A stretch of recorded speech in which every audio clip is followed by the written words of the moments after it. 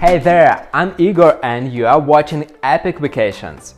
Here I share my personal travel experience with all the details, including how much it costs. This time my friend and I are heading to magical Portugal, a country that feels like a real-life Hogwarts. Did you know Portugal inspired the early drafts of Harry Potter? Every May in Porto, students in black robes fill the streets with song. It's tradition. So let's go! It's going to be an exciting journey.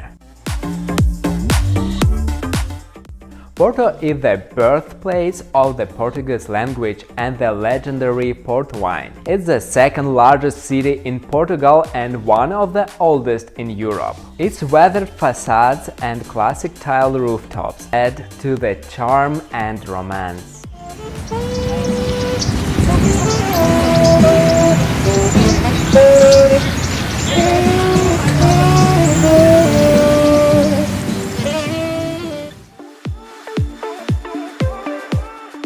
You can reach the city by metro, bus, rental car or Uber. Metro and the buses are the cheapest options, but due to narrow streets and limited parking, we decided to take Uber. The city center is perfect for exploring on foot. Most buildings in Porto and Portugal in general are decorated with ceramic tiles known as azulejos. This 600-year-old tradition is not only decorative but also practical. It protects buildings from humidity and mold. The Ribeira district is the perfect place to meet locals, watch couples strolling by and soak in the city's vibrant atmosphere. A unique local tradition? Many people still hang their lingerie outside their windows, adding to Porto's authentic charm. The Carmelita Church is famous for its stunning blue and white azulejo tiles, which show scenes from the history of the Carmelita order. Located in the heart of Porto near Praça de Gomes Teixeira, this church is a must-visit.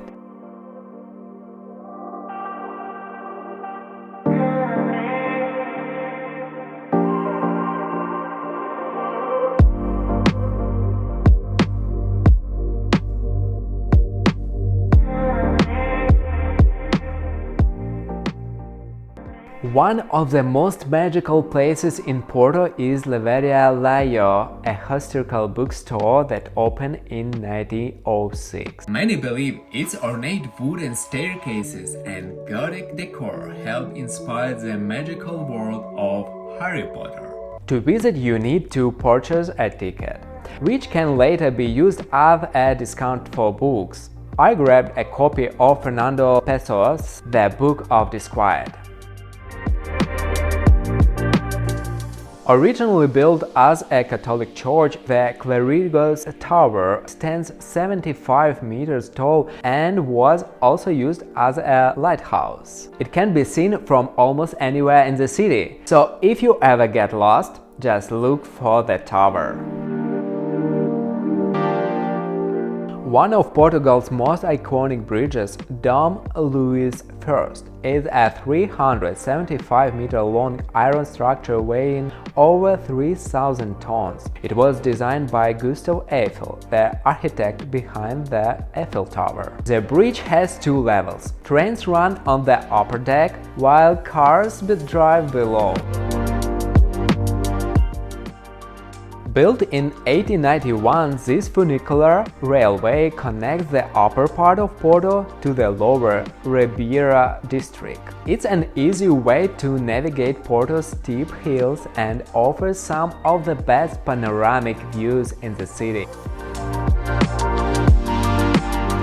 The cable car runs along the river, connecting the upper part of Vila Nova de Gaia with the riverbank near Porto wine cellars. It's a short but scenic ride with stunning views of Porto historic rooftops and bridges.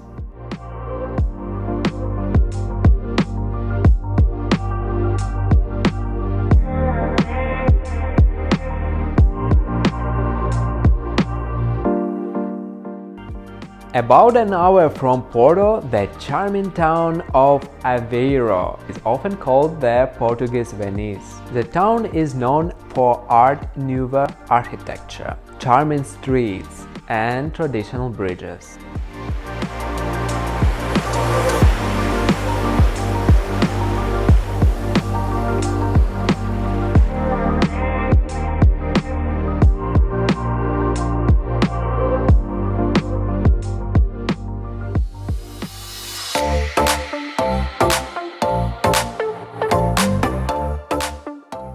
Thank you for watching. If you enjoyed this video, subscribe to my channel and leave a comment about your favorite places. Or let me know where I should go next. See you on my next trip.